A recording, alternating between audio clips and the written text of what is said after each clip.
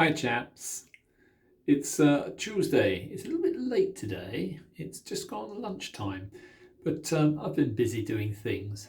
I thought I'd try, inspired by Gary, I thought I'd try a little shave test. This is a bit of a problem child.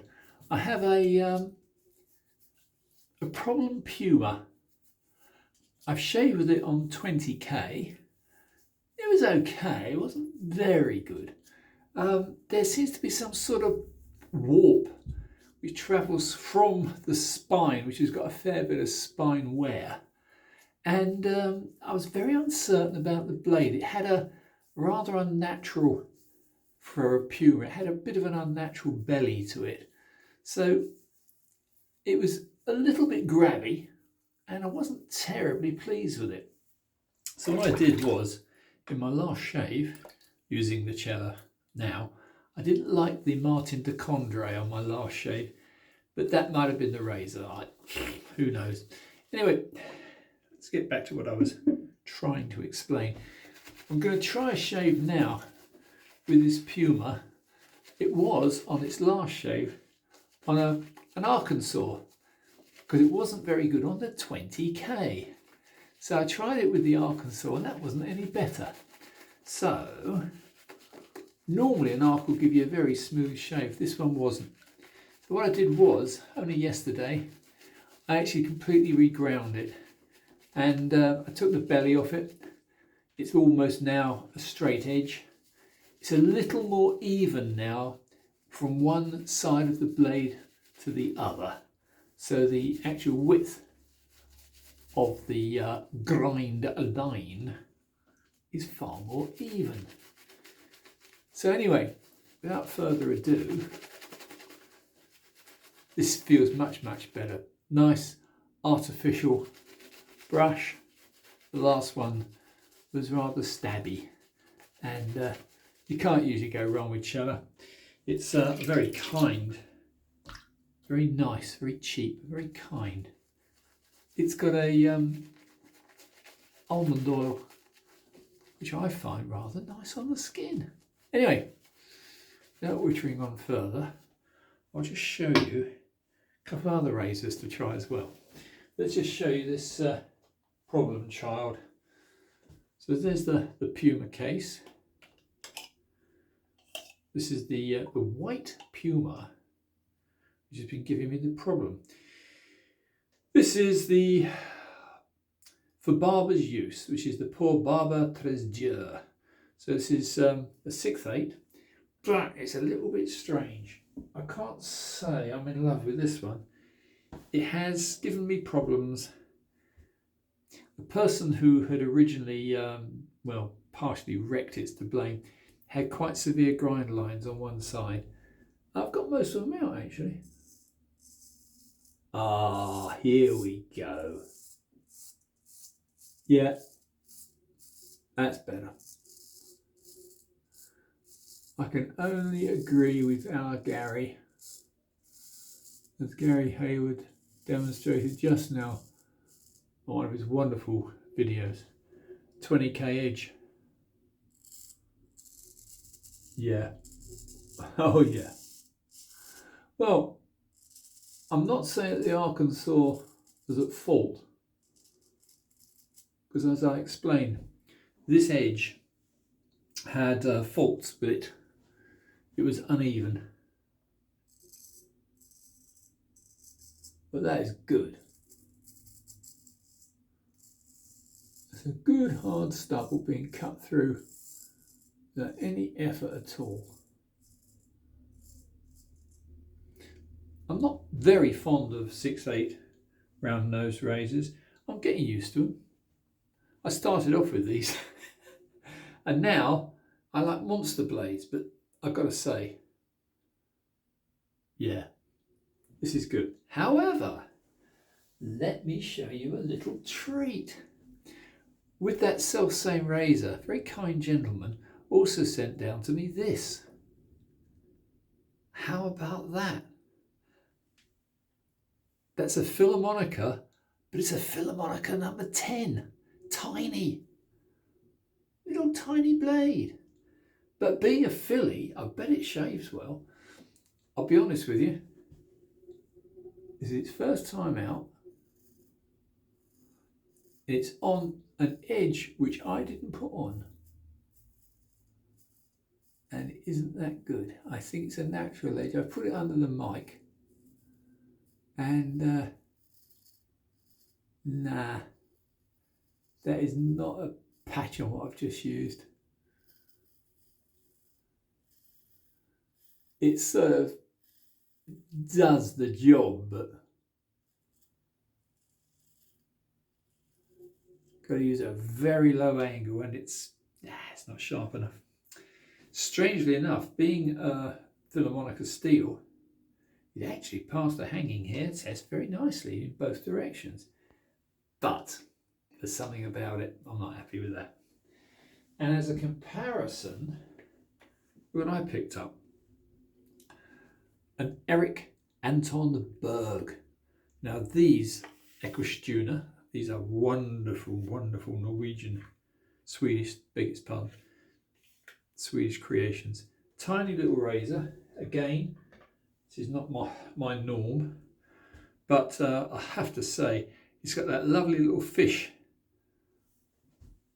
brand, equalise fish brand. And Erik Anton Berg. I've only got one other, and that was about a year ago. And I've got to say, now very, very good steel. So let's hope this one with its French nose. Interesting. See how this one performs. Again, it's very small. Again, it's only a 4/8. But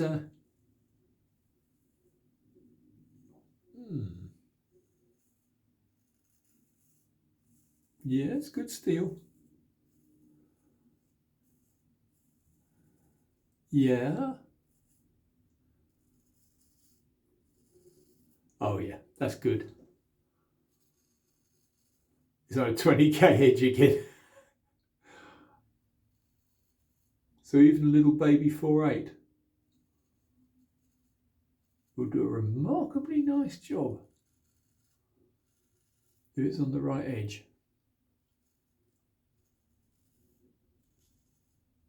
A little bit, for me, fiddly. Yeah, I can shave with it all right, but I wouldn't choose to. I guess it's a matter of use. I mean, this is its first time out. I've not shaved with it before. It's a very, very, very small blade. But with a 20k edge, it's doing the job. Yeah, no complaints. Anyway, that was just as a comparison. What a sweet little object. Beautiful. Very thin, very small, very sharp.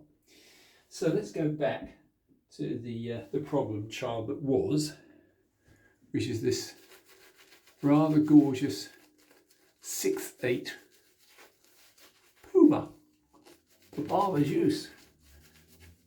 Now I'm going to finish off with this one. I'm not going to go mad and do every known angle.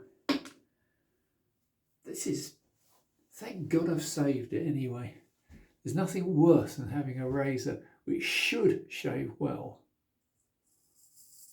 and doesn't. Yeah, that's classy.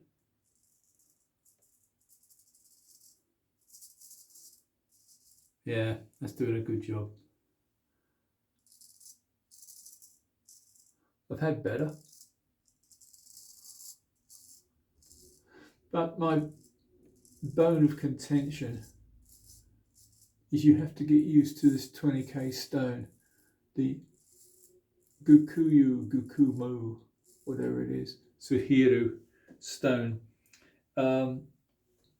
It's a beautiful stone, but it's very expensive. And I find I need to go through quite a long progression. Oh, that little one nipped me. Yeah, this is on a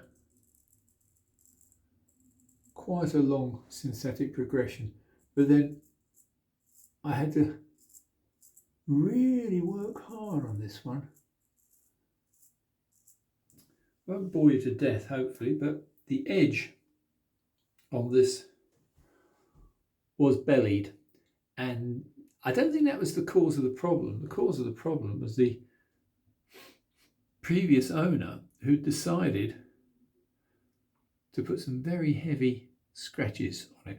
They're gone now mostly, but there is still a taper, which I don't like. There's still a taper on that bevel. It's thicker at each end. I don't know if you can see that. Quite thin in the middle, but it's better than it was, that's for certain. And I don't think there's anything else I can do about it. And quite honestly, I've got a small collection of Pumas, very small collection, and a good one is really, really unbeatable.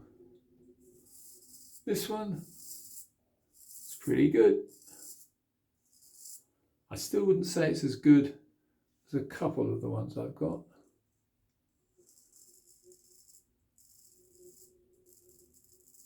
Yeah, it's nice.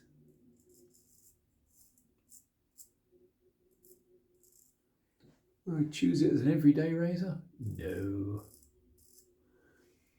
Would I choose it as a comparable razor to others? Yep. My usual comment, is it as good as a Philharmonica? Nah. Very few are. It takes a really special top custom blade to beat a Philly.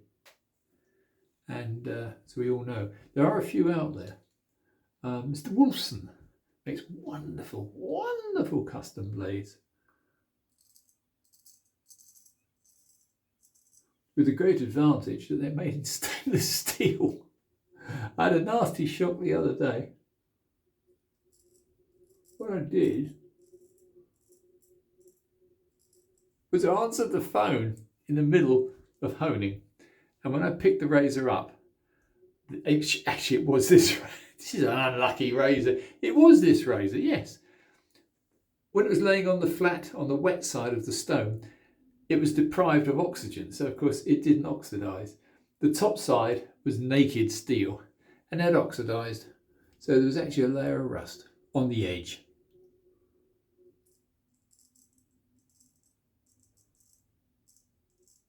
Yeah, it's all right. It's good, but I've had better. It's doing its job. Yeah, and where I got some really heavy stubble. Yeah, you can hear it. That's cutting. That's really cutting quite well. I'll just do a little bit more. Don't know what this is. The third pass? I don't know. Who cares? Let's just do a little bit more. The usual problem area, which tends to be under the chin. And that takes a little bit of mapping. There's a trick, the old swipe it up, put the suds back, swipe it up, wipe the suds back.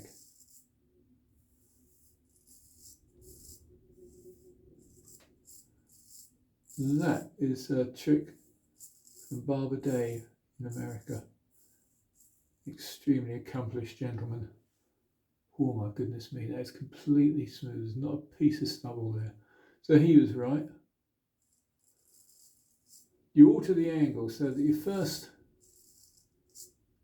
pass flat as possible, and then after that your subsequent passes as you feel, until in the end some of the final passes you can do at sort of 45 degrees.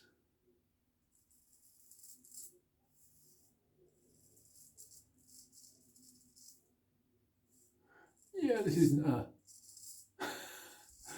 I don't do master classes in shaving. We learn as we go along. Trial and experiment. But that swiping up and down, sudsing the area with the edge of the blade on your second or third pass certainly works.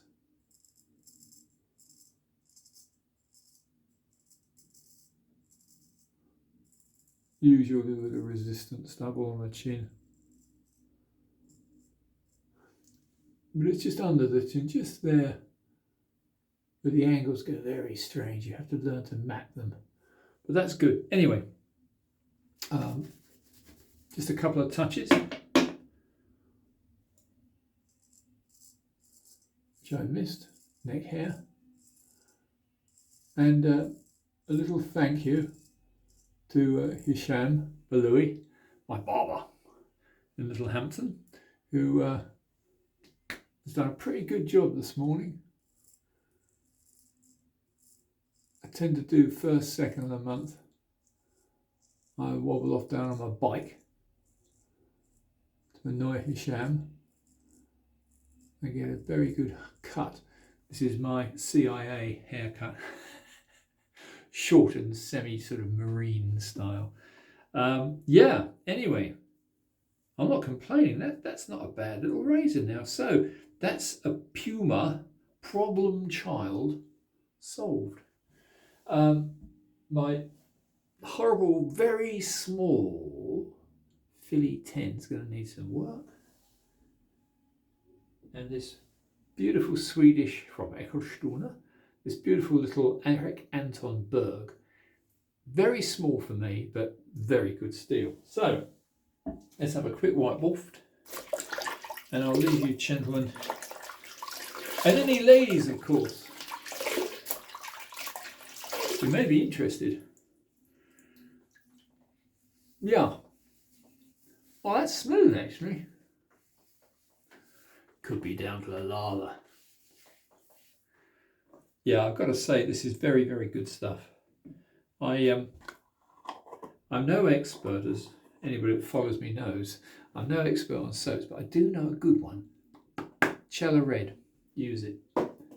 And let's just try the alum block as we've got time. Yeah, nothing. Little tiny sting there with a little razor. Just slightly nick me. But that's not, you can't count that as a cut. It's not a cut. It's nothing.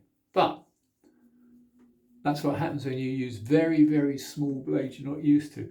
This alum block, this is wonderful. I've got to say, totally smooth, no irritation at all. So that's one very successful shade.